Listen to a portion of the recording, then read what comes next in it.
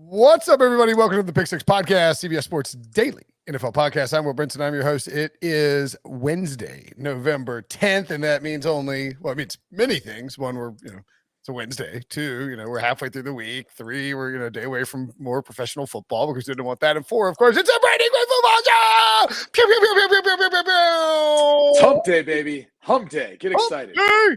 Get excited. Get your humps in. I love the camel commercial. Yeah. Yeah. You got to hump as much as you can. I should probably rephrase that. It's hump day. Probably. It's okay. Not nearly the worst thing. Oh, by the way, I was trying to figure out the origin. What am I telling? The origin of Brinson sucks. Was it was on the show? Like, didn't I say my wife said? It was. No, we were talking about your wife making a hat that said Brinson sucks. And then it evolved from there into what exactly that could mean. Yeah. But you do know that, like, are you aware of that these hats now exist? I did not know. No one sent me one. So, I mean, I feel like I probably should get one considering it. I'm pretty sure the origin started with you and I. And then I was the one that pointed out to you because you took it more literally.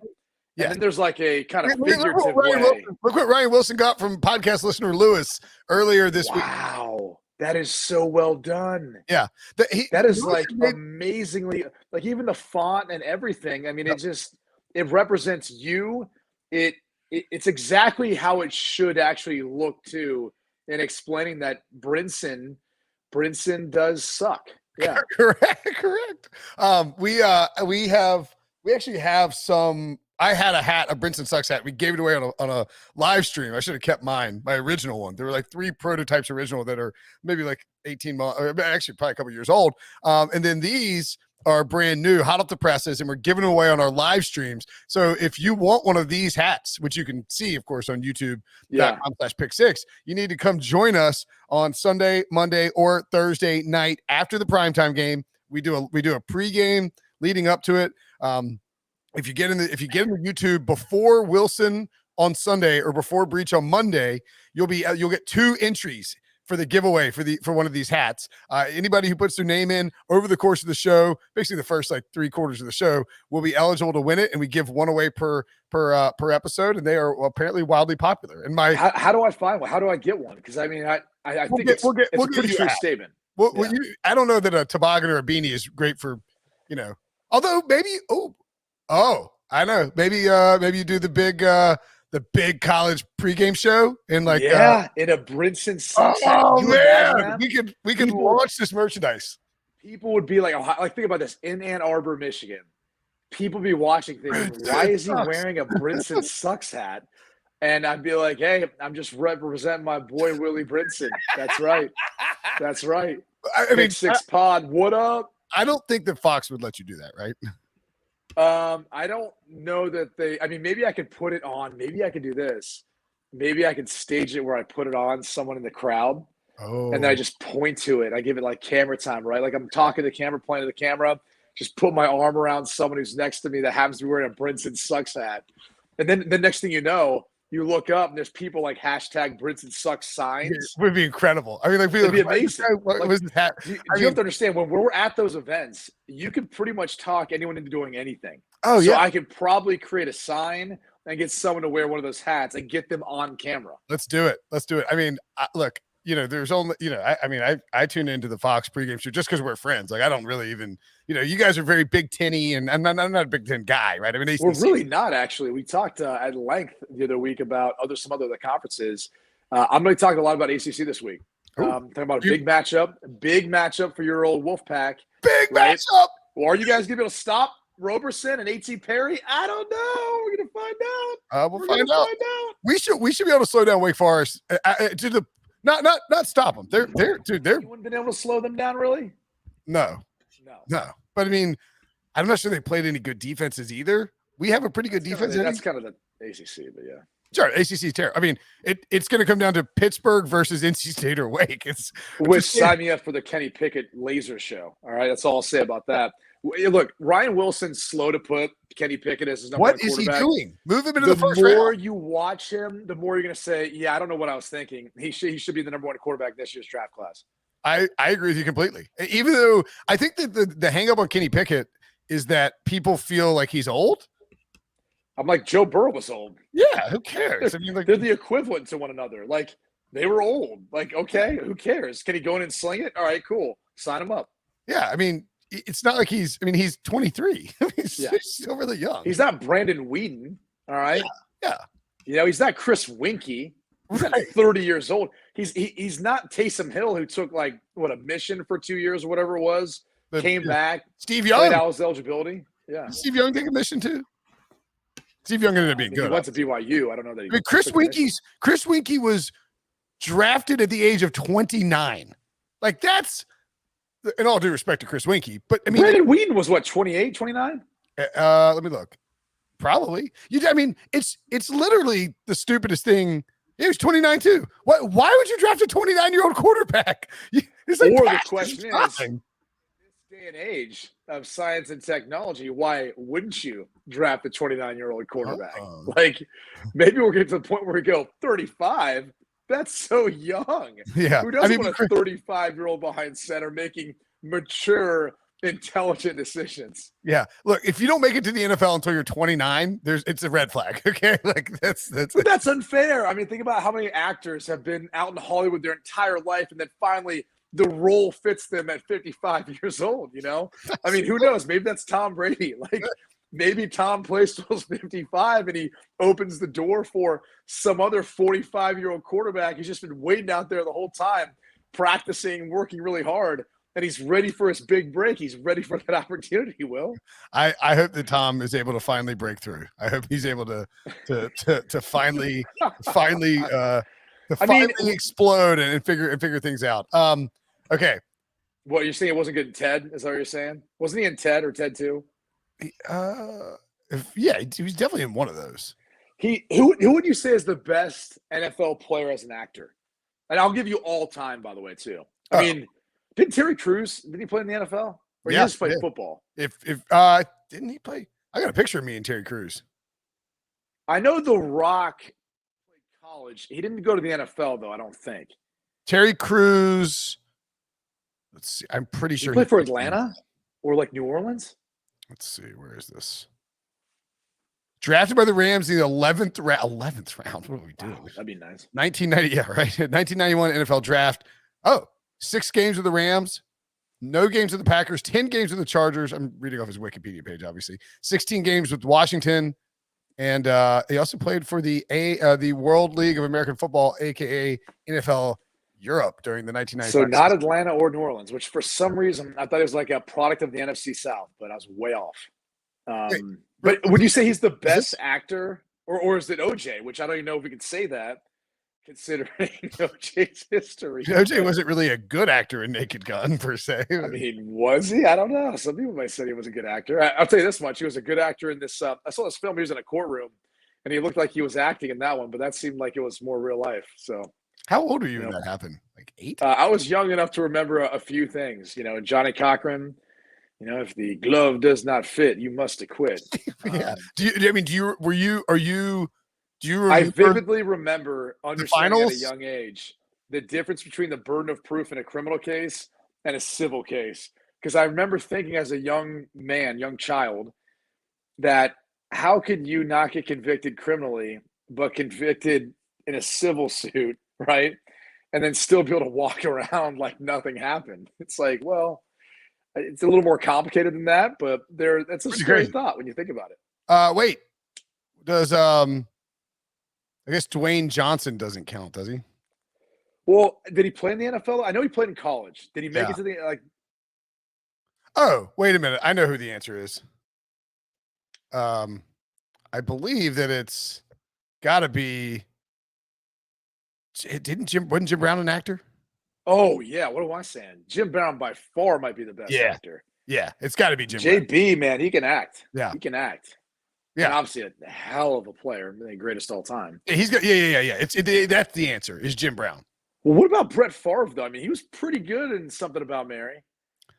Although, but wait, wasn't Jim? So Jim Brown went obviously in a legendary, all-time great running back, Hall of Fame career, just went straight into acting. Like what a move. I found out this past week that one of our cast members auditioned for a show. I'm not going to say what show. Wait, one of your cast members? Yeah, that's what you could technically call it. But someone on our big like new kickoff show. The Fox. Yeah. Oh, yeah. Yeah, I learned something every week about this individual. But he had said to me Was that, it Leonard or Bush? Which I'll say it was the latter. But learned something every week. And I was like, well, you wouldn't be able to do this show if you're doing that. Right. And he's like, oh, yeah. I'm just like, okay. It's like you can't do. Glad you didn't get it. But all right. It's like well, the show we do rehearsals and film Saturdays at noon, but I mean I'm sure I can do both. It'll probably work out fine. Yeah. All right. Well, we got to get to the meat of the show, of course. That's right. Yep. Chris Farley trivia part 2. I'm just kidding. We're going to do something. By the way, you know what this is? Because, just so our audience understands, we did not have this planned at all for who's the greatest former NFL player turned actor. This, I hope, is giving Debo a headache after what he put our listeners through last week to start off the show with trivia. Actually, Debo's kind of getting into this. He's slacking me. Carl Weathers is a name Debo gave me. He also sent. Wait, Carl Weathers, who didn't he play Apollo in Rocky? Yeah, that's what I'm talking about. He played for the Raiders. Wait. Oh, did he? Okay. Did Marcus Allen act? I feel like all those as SC guys acted at some point. Yeah, I mean Denzel Washington's kid, John David Washington, who's been in some recent stuff. I mean, we're considering him though one of the best. I don't know. He's been in some legit. Here we go. I feel like we're missing out on some people. If you it sounds like I mean I was gonna try and do one that was I was gonna find one that was a little bit easier, more based on the fitness and the what, but it was they're all too easy. Who is the I don't know, who is the who does Chris Farley's dad marry in Tommy Boy? But that's right. Have you guys seen Nnamdi Asomugha act at all? No. Apparently he's a top-notch, he's been on Broadway and is appearing in a lot of shows. Who's in some stuff? Well, Eddie George. I mean, technically, if we're gonna go that far, he's on Broadway. Thomas Jones, Julius Jones' brother, both running backs in the NFL. I remember most as a New York Jet. He's a good actor. He's in a bunch of different films. I just saw him in something recently, although I can't remember what it was. But I think who else did you send about? John David Washington. Carl Weathers is a good one. Carl Weathers is a good one. He might be the best. That's tough to beat right there. Well, I mean, you can't top his character. No one has had a character like Apollo Creed. That's the greatest former NFL player character in any show. Fair to say. Although one could say that Carl Weathers in Arrested Development was even better than Apollo Creed in Rocky. Well, Arrested Development might be one of the greatest shows ever created. So. It just is the greatest show that's ever created. It is created. the greatest show. Right. I still don't understand how that whole thing fell apart. Well, so I was in college. I mean, I guess you were in high school. Be like a rock. Solid like a rock. It's that they built the house in Iraq. There's always money in the banana stand. I had one of our friends dressed up. Hold on, Debo, do you think Arrested Development's overrated? I have seen very few episodes. I just wanted to stem some controversy in the chat. Yeah, I mean this. Yeah, no, Arrested Development. If anything, it's underrated. But I will say that the new versions that came out on Netflix were not. I mean, not nearly as good. But I watched. No, I mean it was different writers though, right? Yeah, and it was self-aware that they were popular at that point in time. The first 3 seasons are, they're not. They weren't, and it was weird because it used to come on Sunday nights on Fox at in between. Was Sunday Night Football even a thing then? Yeah, I mean it still would have been a thing. Yeah, was it? When has Sunday Night Football not been a thing? No, it started in 2006. Yeah, the late 425 game would end, and there'd be there's nothing. There was just shows. And so that we would always watch Arrested Development on Sunday night. That's so weird. I feel like I always remember Sunday Night Football, but I also No, Brinson, I think you're just saying Sunday Night Football started on NBC in 2006. It existed on ESPN before that. Right. Was it on ESPN before that? Yeah, I'm pretty sure it existed for a while. Okay. Oh, maybe it came on at like 8:30, and then I just remember watching Arrested Development on Sunday nights, but we would have been watching football. Oh, well.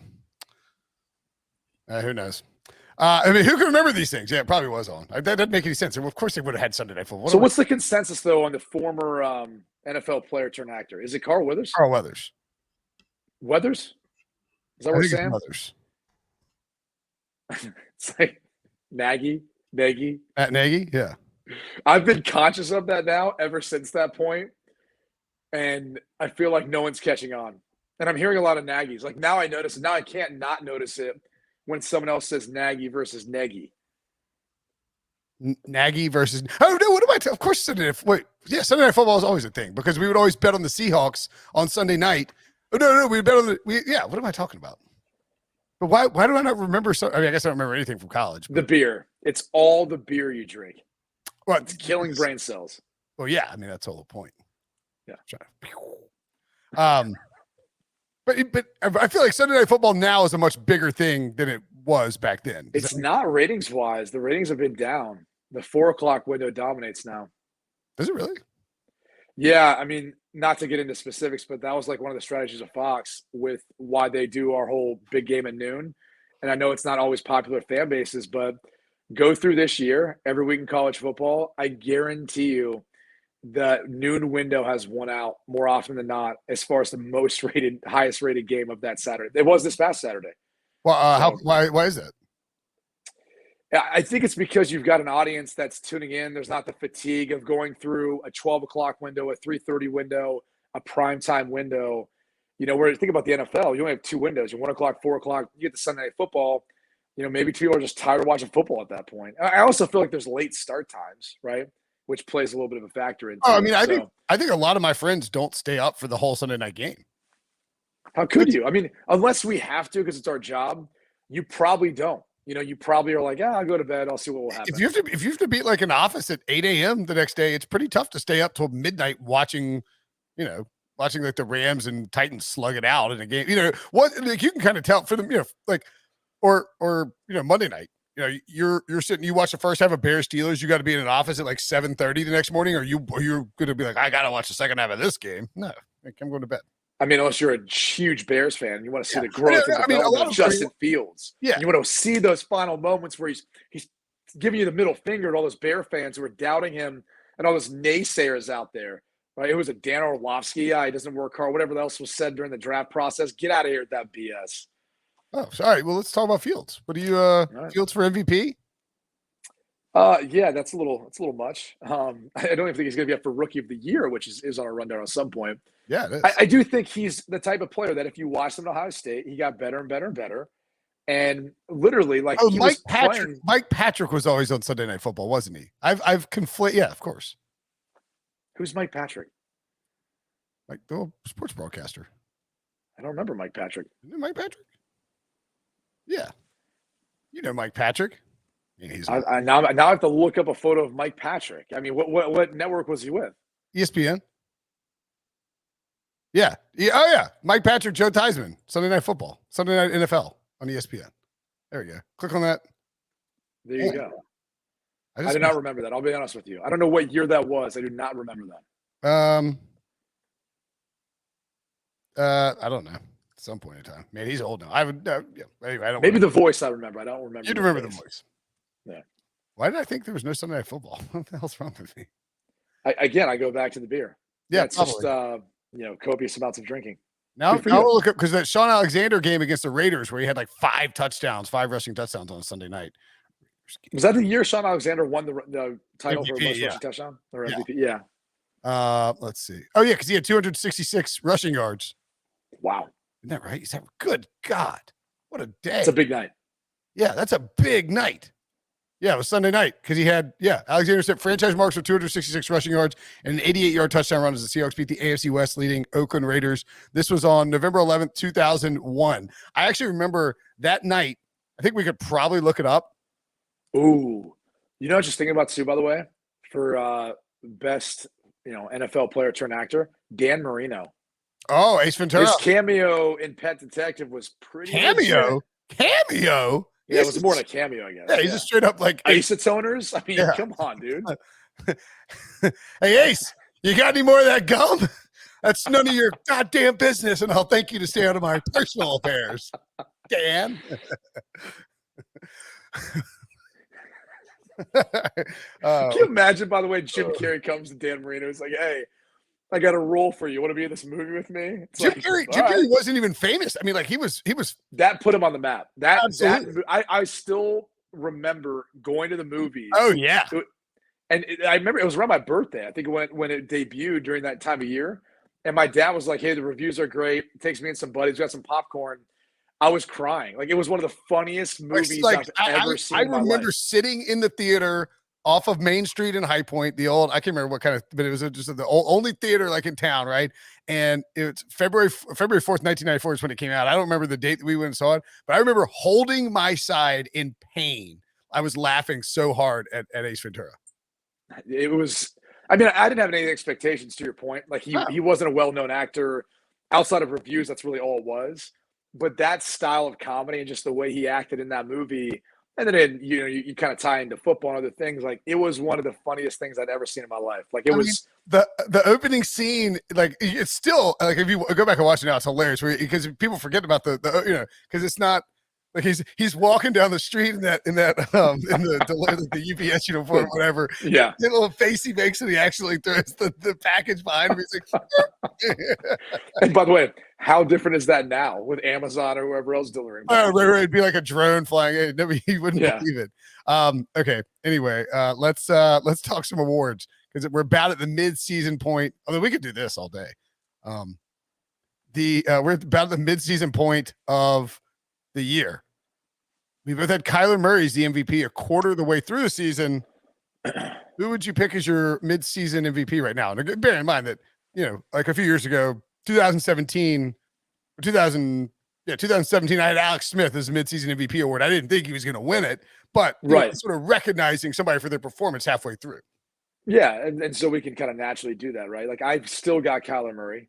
I think you look at them, they're arguably the best team in the NFL right now. He's leading them. He's been a big reason why, even though it's kind of hard to make that case after, they mollywopped the San Francisco 49ers without him and Colt McCoy playing quarterback. So maybe that works against him. I just worry for his health. I know he's been playing banged up at times. And that's obviously that's an issue moving forward.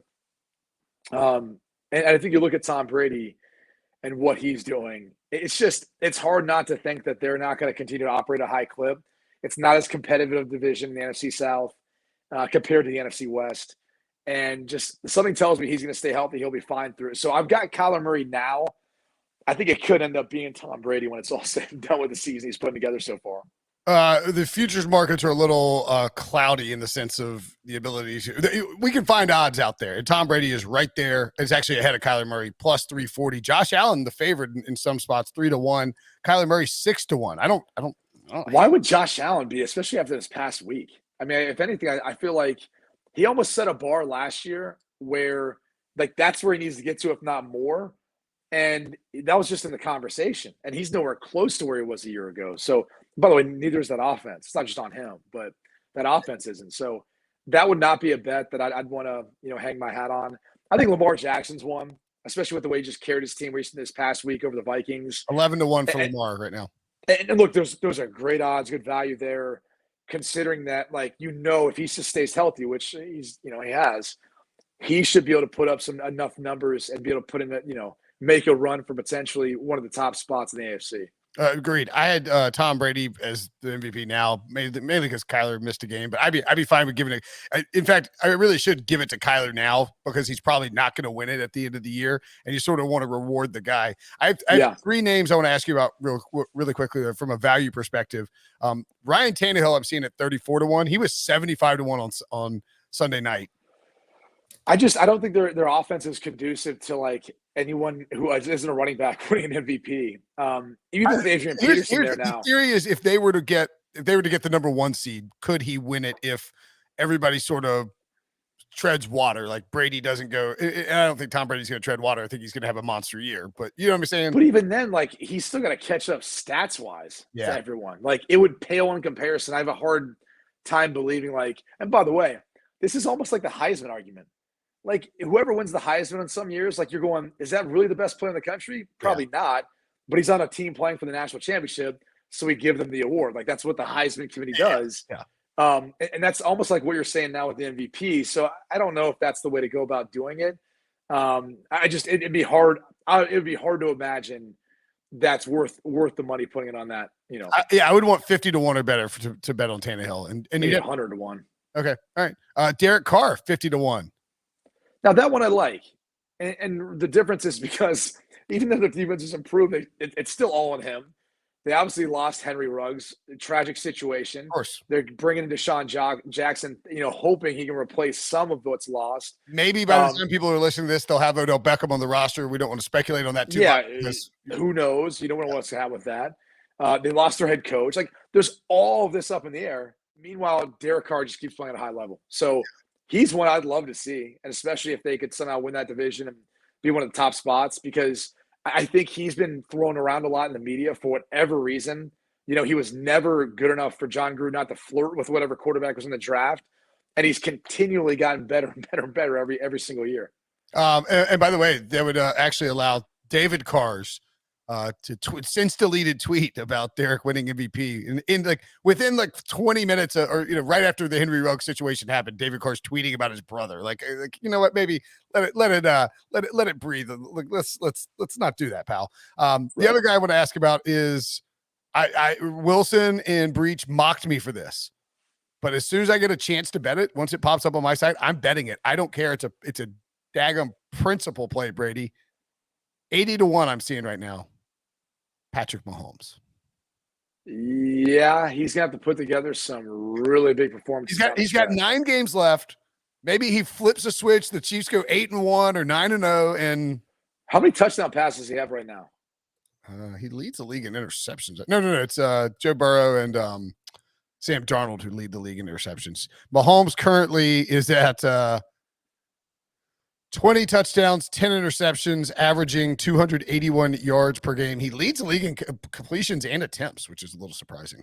Well, yeah, no, that's not surprising. They hate to run the football. Sure. Even when they've got a 3-man rush, a 5-man box, and they've got a tight end in, 6 potential blockers, they're still not running versus a 5-man box. He's got averaging 7 yards per attempt, which is the first time in his career he's below 8. This, if it was possible, the way defenses are playing him, it's going to be really hard. He could literally throw, what do you say, 9 games left, right? Yep.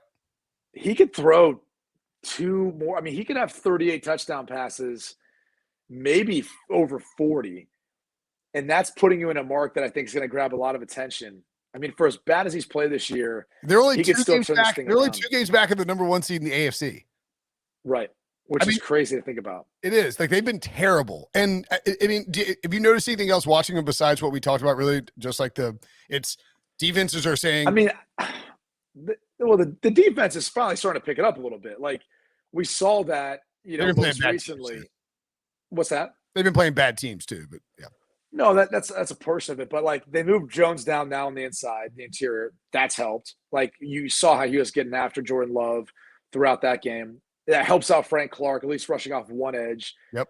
I do think eventually Melvin Ingram's presence will be felt. That now the secondary played better, but we only say that because Jordan Love seemed to be a little inaccurate with some of those throws. Jordan Love, again, you need to look for Daniel Sorensen. That's what you need to do, Jordan Love. Yeah. When he's matched up in Alan Lazard, it's funny though. Like when you looked at who he threw it to, and granted it was only a small sample size, but the Alan Lazards, the Joe DeGarrett. Everyone else that it was probably a backup he was throwing to, he had much better chemistry. It's maybe we need to stop just forcing the football to Devontae Adams so you can't figure out if he wants a back shoulder or to throw him upfield or whatever the type of throw is. But I digress. Right. Yeah, Mahomes is never a bad bet. I'll just put it that way. It's never a bad bet to put money on Patrick Mahomes given his talent. I agree with that completely. Okay, let's take a quick break. When we come back, we'll rip through the rest of the awards. When I say rip, I mean rip, because sometimes you go on Ace Ventura tangents and talk about Sean Alexander and Sunday Night Football, which I somehow thought didn't exist until 2006. I got to tighten my. Yeah. Hold on. I'm gonna do a Will Brinson. I'm You have large hands. What's your hand Yeah. size there? I think it was like 10 1/4 at the combine, something like that. Yeah, the 10 club. Yeah, it's good. It's a great club. Tell me about it. Over 10. All right, over 10, Will. Over 10. Right. Yeah. But I don't know if you know this, but have you seen the random guy who went out and got coffee and the Daily Mail or whatever was like they put, have you not seen this? That it popped up. So the Daily Mail took a picture and like wrote a story. It was like Aaron Rodgers spotted out getting coffee and like did this whole story. And Shailene Woodley took screenshots of it and like posted on her Instagram story and circled his feet. She was like, first of all, I know Aaron's body very well, and he has much bigger feet than that. Trust me. Yeah. Rumor is they're not together anymore. So she did this like 30 minutes ago. I'm just saying, rumor is. Okay. Maybe they got back together. I'm just saying. We can gloss over the Defensive Player of the Year award because you currently have Myles Garrett. I currently have Myles Garrett, and we both think Myles Garrett will win. If you get anything plus money on Myles Garrett, you should probably bet that because the Browns look like they'll be contending. Garrett putting up monster numbers. We both Coach of the Year. Yeah. Cliff Kingsbury. You say Kingsbury. I say Kingsbury or Vrabel. Well, you get an or? You get an or out of this? Well, I think Vrabel wins it if they have the number 1 overall seed because they're going to be doing it without Derrick Henry. Whoever gave the timetable of 6 to 10 weeks to come back from a Jones fracture, that'd be shocking to me if he came back that fast and looked the same. But Vrabel would win it in that instance. I'll tell you why Kingsbury won't. You know why? Because he's a good-looking guy, and they could be the top seed in the NFC. But this is how this world works. No one's going to vote for the guy that is good-looking like Cliff Kingsbury and successful because they're going to be jealous. They're like, you know what? I would give it to that guy. But he's already got everything, right? He's got the nice pad where he watches the draft from, all these other things going for him. So even though he'll be deserving of it, in my opinion, because they will be a playoff team and probably even, one of the top seeds, if not the top seed, he won't get it because he's too damn good looking. And this world hates people who've got it all like Cliff Kingsbury. Now, just a quick counterpoint to that. Here are the last 4 Coach of the Year winners. Kevin Stefanski. Handsome. Okay. He's got a Jim Caviezel look to him. Yeah. John Harbaugh. Not handsome or anything. You kind of just broke your streak right there. Go ahead. Matt Nagy. Sean McVay. All right. I mean, looks a little younger, but I'll say you're batting 50%. So I'm just saying there's a precedent for if Cliff Kingsbury, if they have the 1 seed in the NFC, Cliff Kingsbury will win it. He's still 4-1. You can get him there. Brandon Staley 6-1. Mike Vrabel 8-1. Mike McCarthy 10-1. Sean Payton 16-1. I don't hate either. If they're able to. And he's got those steely blue eyes though. I wonder if that's going to hold him back. He actually won it in 2006. His only time winning that award. And that's why Bill Belichick doesn't win it as often as he should. Because of his fashion sense. You saw him walk into the game this past weekend. I mean, people look at him, they're like, he's a fashionista. Like, there's no way we can give him the award if he's that successful coaching football and he's able to set trends like that. They don't want to mess with that. I think he was just doing a late Halloween Bill Parcells costume is all that was. No, you know what it was? I think sometimes you ever had like those pants you put on and like the one leg gets caught up on your sock? For sure. It happens from time to time. It's a look at that. That's a look now. That's like that's a runway. I will say that that is a runway though. It look if you can see it if you're watching on YouTube, youtube.com/pick6, but or Pick6 podcast, excuse me. If it looks like his pants are pulled all the way up above his into the middle of his belly, but in reality, it's just his sweatshirt is bicolored and is hanging below the pants, which are the same color as the bottom half of the sweatshirt. It's a poor choice in general, but yeah, I mean, it's a tough scene for old Billy B. Let's offensive rookie of the year. Speaking of Bill Belichick, is it Mac Jones? I am going to say it's tough right now because I think it's Mac Jones the way he's played of late, even though they really haven't beat anyone, right? Like, or I should say, like the teams they beat the Jets, Detroit, Texans, the Panthers, and then the Chargers, which the Chargers are by far and away the best team that they've beaten so far. But I'm still going to say it's going to be Mac Jones. He'll have the stats. I think he's like top 10 yards in the NFL. Really? But it would be up between Jamar Chase and Mac Jones now. It will be Mac Jones by the end of the season. Pretty sure I have a Mac Jones. I thought I had a Mac Jones future. Jones Mac. No, I wonder if Odell would entertain that claim if New England put in a claim on him. Oh, I think he'd be fine with that. He's got to ball out, man. Well, let's not talk Odell because he's going to be claimed by the time this podcast. You're going to have emergency pod. It'll be emergency pod wherever he ends up getting claimed and going, right? We hadn't discussed it, but I guess probably if it's unless it's. I'm telling you right now, your schedule. Something's going to happen. Emergency pod immediately. All right, we have 4 minutes to get through the rest of these awards. There's Debo. Debo's got a little fan. Okay, defensive rookie of the year, Micah Parsons. We all agree we can move on from that. Okay. You can still bet Micah Parsons at -130 to win defensive rookie of the year. Yeah, go put your mortgage on it. Like I'm just telling people right now. He's just going to win it, right? Yeah, I even think if he got hurt like next week, then play the rest of the year, he might still win it. I'm trying to think who would even steal it from him.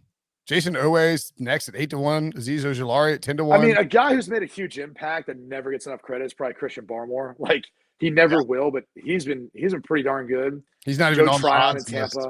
Yeah, Tryon could be a guy who ends up impacting it. Yeah. Surtain too. I mean, Surtain's played well enough where no one's going to start throwing his way as much. But if the Cowboys defense keeps playing the way it's been playing, it's going to be Parsons. 100%. What else do we have here? Offensive comeback player of the year. Oh no, we said Mac Jones. Comeback player of the year. Dak Prescott. I mean, it's got to be Dak, right? Yeah, Dak could still win MVP, but like I said before, Prisco said he would vote for Dak for both. Unless it's like, I don't think he's going to be up for MVP by the end of the year. I don't either. I would take Brady, Murray, maybe Rodgers, depending on how long he's gone when he comes back. Stafford, like they're all having a better. Let's just put this. I think they're all having a better season than him now, and I don't know how much of that's going to change. They also won a game with Cooper Rush, which inherently, when you start having the conversation, takes away from your the MVP discussion. That's the Kyler Murray conversation, right? To a certain extent. With Colt McCoy. Yeah. Would you rather talk about draft eligible quarterbacks or talk about Odell Beckham and Baker Mayfield? It's up to you. I mean, I'll just say this about Odell Beckham and Baker. The hardest thing about wide receivers is their job is so dependent on so many things working out right for them to get the football that I think they tend to get frustrated because they're on an island and they can do their job right the whole time and it still won't matter. And it's a tough position to be in. Like, I don't know like many other jobs where, you've got that, where you can do everything right and things out of your control, because almost everything's out of your control outside of like the ball coming your way, but not even like how accurate it is coming your way. If it's where you think it's going to be, all that stuff, you just have to adjust on the fly and make that catch or not. And I think there can be some frustration with it. Odell is a tremendously talented player. He could be a little less than what he's been because of injuries, but that doesn't mean that you're going to have great chemistry with every quarterback you play with. It's not the case. And I think that's an instance of what we saw. Like Baker and him, two strong personalities. Whether, Odell's more passive aggressive, I think Baker's just flat out more aggressive, right? They weren't able to jive for whatever reason. And that's okay. That's okay. Let him go somewhere else. Let him go try to be successful somewhere else. Let Baker do his thing and ball out and try to be the quarterback that he wants to be. So these things a lot of times get overblown, especially with Baker's like post-game comments. Obviously, he had to take some shots when he could, but sure, I get it because you have to understand Baker's the type of guy. He's a Texas boy, he's the type of guy who wants to look in your eyes, shake your hand. He jabbed a flag in the middle of Ohio State's field to shove it in their face. Like he's not going to have his dad put out some video. He's not going to have other people or Justin Jefferson wear a sweatshirt that says free Odell. Like right. This is a playoff team a year ago without Odell, they don't need him. And to be quite honest with you, like it seemed to be more about Odell than it was about the team. And I think that's like the driving thing with Kevin Stefanski and them where like, they just came to an agreement like, hey, man, like, let's just go our separate ways because you're not about what we're about. And that's okay. Like, let Odell want to go chase a playoff and a Super Bowl somewhere else because I think the Browns probably feel like they're better off without him. I mean, Odell may not even want to chase the Super Bowl. He may just want to chase money and whatever else Odell wants to chase. I mean, I don't think that would be shocking. I think he wants to win, but I thought Alex Smith made a good point too on Monday Night Countdown where he said, sometimes it's easier if you're a veteran quarterback to deal with a personality like Odell because, as a young guy like Baker, even though you're established in the organization, it's still in the back of your mind, like, oh, like I need, when you're playing and making throws, you're like, you gravitate towards Odell. And I think that would be my best example for why the stats bear out the way they do is like when Odell's not out there, Baker's just kind of distributing without any concern for. Yeah, but I don't think they made a concentrated effort. I didn't think so either. When you watch the tape, it's not like Kevin Stefanski was diagramming stuff. I would say, if anything, like Stefanski is just as much to blame with Odell not getting the football. That's a good point. I mean, if we're being real, because he's good enough where he should be the first, second read on every single pass play you have, and it's your job to move him around or figure out how to get him in those spots where he'll be open. But that wasn't the case. Like, I mean, it just wasn't. Yeah. I mean, obviously they want to run the football, but with Jarvis, with Donovan Peoples-Jones, the way he came on, in particular last year, Hooper and Bryant at the tight end spots, and Njoku, I mean, they've got so many talented players. Higgins, Felton, who's now kind of started to get in the mix. Like, they got so many guys who catch the football. It just wasn't a priority. And so, like, that to me had more to do with it than anything else. And that's not on Baker. That's on Kevin Stefanski and his staff to be able to put together a plan that highlights or is more Odell-centric, and it wasn't. Yeah. And look, we saw Kevin Stefanski was the OC in Minnesota, and that was the year that Stephon Diggs was like, I want out. And Diggs had 63 catches for 1,130 yards, but it was sort of a step back in the sense he had less touchdowns, less catches than the year before. Maybe it's just not an offense designed for an alpha receiver, and there's frustration born out of that. And we saw Diggs, obviously, last year goes to Buffalo and just explodes. So, I think the Stefanski thing is a good point. We can dive into it more later. I want to get you out of here because you've got, I like to respect your time. Yep. Oh, by the way, I said it just real quick, draft preview for these quarterbacks. All right. Kenny Pickett, my number one in this year's draft class. Yep. I think he'll continue to keep climbing as things go on. Sam Howell. A lot of people have written him off because the season like UNC had. He's still good. Shouldn't, because that dude's tough. He does everything right. He can run, and man. I think he can run, and he was taking hits, bouncing off guys. He get killed at the NFL level when he tries to run like he did against Wake Forest. But but look, it's at the college level. He can get away with it now. He still can. But bottom line is he'll be in that conversation too. And then we'll see with the Carson Strongs, Matt Corral, all those guys. But those are the top two guys that I think have done themselves a lot of help this season, even though people were frustrated with Sam Howell early. It's like, well, look how bad their defense is. And they don't have the same guys he's throwing to. Josh Downs is by far their best receiver. And they also, and Josh Downs there's talk of him transferring after this year. They lost Javonte Williams and Michael Carter, both who were balling out at the NFL level. Like and their offensive line's not playing as well for Carolina. They're still having a fine season. It's just not living up to the expectations of. They just upset the number 9 team in the country. I mean, think about that. Yeah, didn't appreciate that, Brady, in a non-conference game, no less. It was. I'm not sure how it was a non-conference game. No, it doesn't count as a conference game. Carolina, I swear, it's the weirdest thing. Wake and Carolina were not. They scheduled it so far back. No. When they were scheduling out of conference games, Carolina and Wake were like, let's schedule a game and we'll play each other. It won't count in the conference standings. Go and look at the standings. Wake is still undefeated in the conference. It's really annoying as an NC State fan. Trust me. That is the most bizarre thing that wasn't talked about enough this past weekend in college football. Correct. Carolina beat the team I hate the most. Carolina beat the team that I need to be beaten in Wake in a non-conference game. Doesn't matter. No, it doesn't matter. So now, got to go to Winston-Salem, House of Horrors for NC State fans, and somehow find a way to beat Wake Forest, or else we blow the chance to go to the ACC championship game. Go Tar Heels. What the hell was that? Go Tar Heels.